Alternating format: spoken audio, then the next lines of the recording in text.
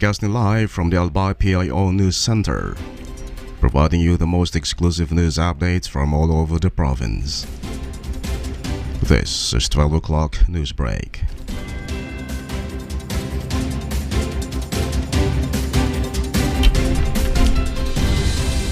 In the local scene, Earl Vega's Regional Rice Program focal person assured of the Department of Agriculture's continued support to agricultural production in Albay. Vegas mentioned that included in the programs and support from Department of Agriculture are production support, technical trainings for the enhancement of the farmers' skills, livelihood trainings, distribution of machinery and equipment to farmers, high-quality palay seeds, fertilizer discount voucher, among others.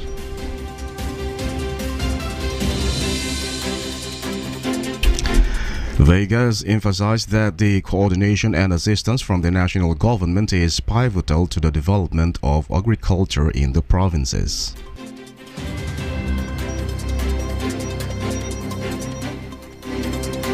In another story, a total of 95 families in the province of Camarines Sur will benefit from the pilot implementation of Food Stamp Program (FSP) of the Department of Social Welfare and Development DSWD Bicol. According to DSWD Bicol Food Stamp Program Coordinator Cheryl Lufamia, the families who will receive Electronic Benefit Transfer EBT amounting to 3,000 pesos were from Garchi Turena. The EBT can be used to purchase from DSWD accredited local retailers. The FSP is a flagship program of DSWD that aims to eradicate involuntary hunger by giving assistance to people in need to avail nutritious food.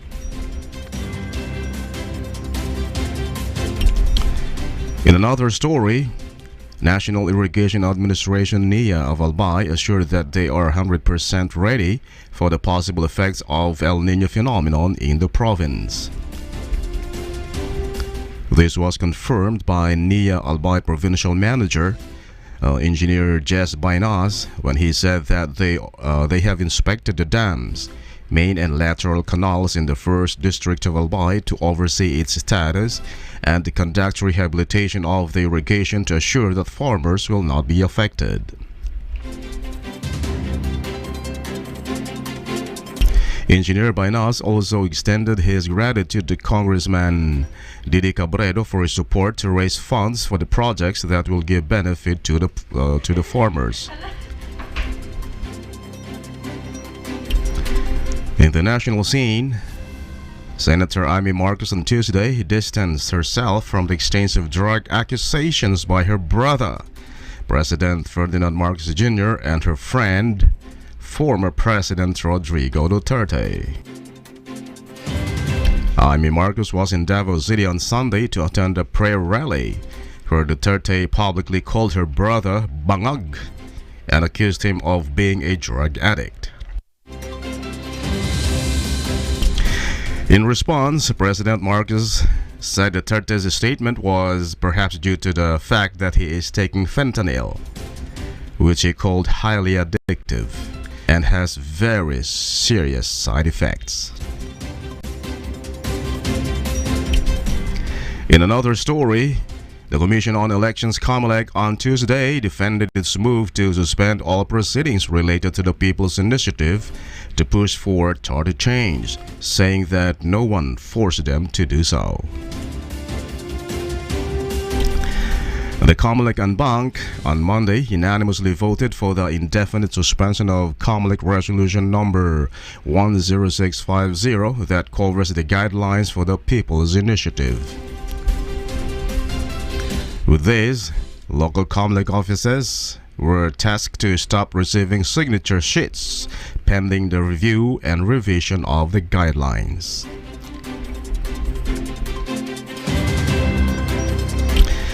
Laudianco said that it was only coincidence that the poll body announced the suspension on the same day that Senate President Juan Miguel Zubiri said that President Ferdinand Marcos Jr. would appeal to the House of Representatives and individuals behind the People's Initiative to stop the ongoing efforts, and it is getting out of hand.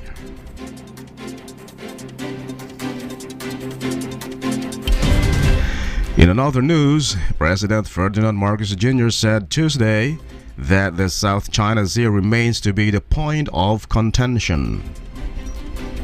Marcos made the remark during the call with Vietnamese Prime Minister Pham Minh Chinh as part of his two-day visit in Vietnam. Amid this, Marcos said the Philippines continue to uphold the 1982 United Nations Convention on the Law of the Sea.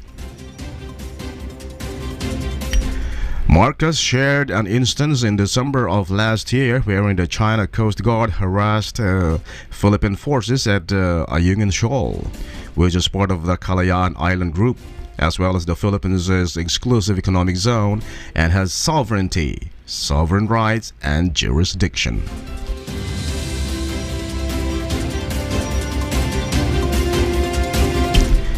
And in the news outside the country, the U.S. government in recent months launched an operation to fight a pervasive Chinese hacking operation that successfully compromised thousands of internet-connected devices, according to two Western security officials and one person familiar with the matter.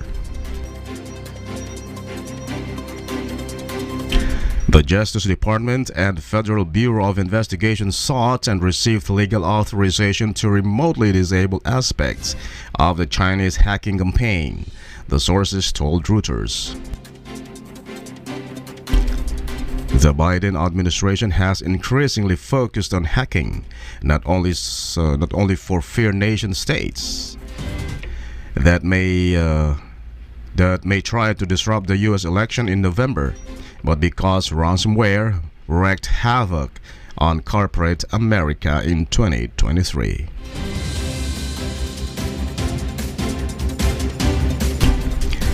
In another story, 3 U.S. service members were killed and at least 34 wounded in a drone attack by Iran-backed militants on U.S. troops in Jordan, said U.S. President Joe Biden. The first deadly strike against U.S. forces since the Israel-Hamas war erupted. The attack, which Iran said it was not involved in, marks a major escalation in tensions that have engulfed the Middle East, amid concerns Israel's war against Hamas militants could spread into a wider conflict involving Iran's proxies in Lebanon, Yemen, and Iraq.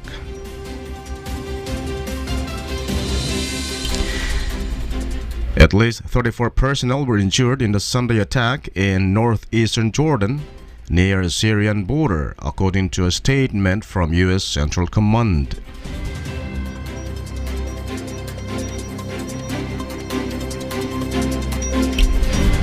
And finally, in the news outside the country, Vietnam and the Philippines agreed on Tuesday, January 30, to boost cooperation among their coast guards and to prevent untoward incidents in the South China Sea, in an announcement during a state visit to Hanoi by President Ferdinand Marcos Jr. The two Southeast Asian countries have competing claims over some parts of the South China Sea, a conduit for $3 trillion of annual shipborne trade that China claims almost in its entirety. The agreements in Hanoi, details of which were not disclosed, could risk angering Beijing, especially if they pave the way for future compromises on disputed claims. China tends to view progress in the resolution of border disputes, among other claimants, with skepticism.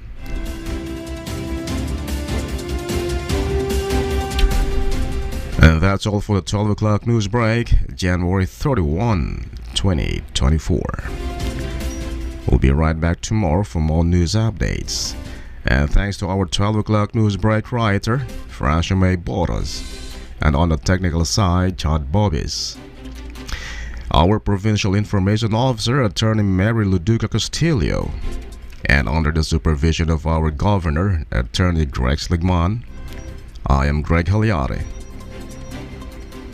Thank you for subscribing.